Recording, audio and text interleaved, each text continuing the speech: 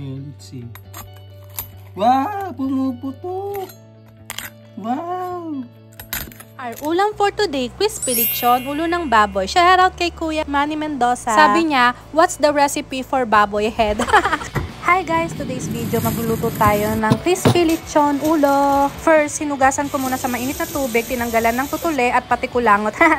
And then, pinakuluan ko siya ng mahigit 1 oras na may kasamang asin.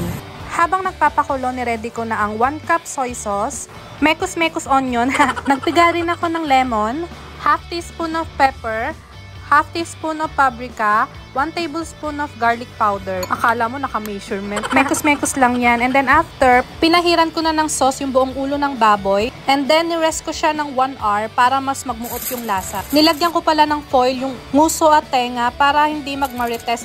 Char lang kasi mabilis kasi maluto yung nguso at saka yung tenga. Sinalang ko lang siya sa oven ng almost 2 to 3 hours.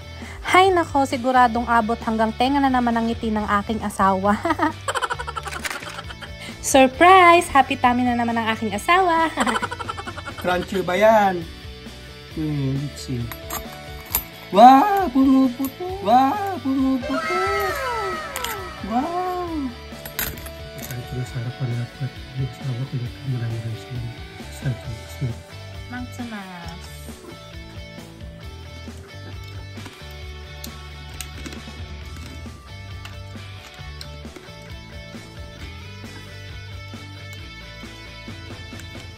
Oh, patok-batok.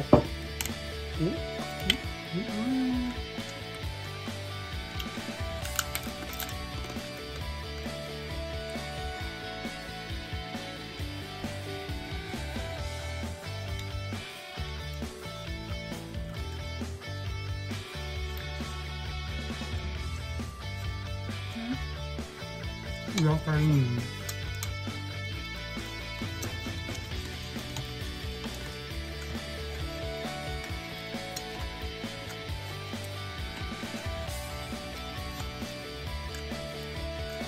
Sarap din ako. Love you. Thank you. Love you. Love you too.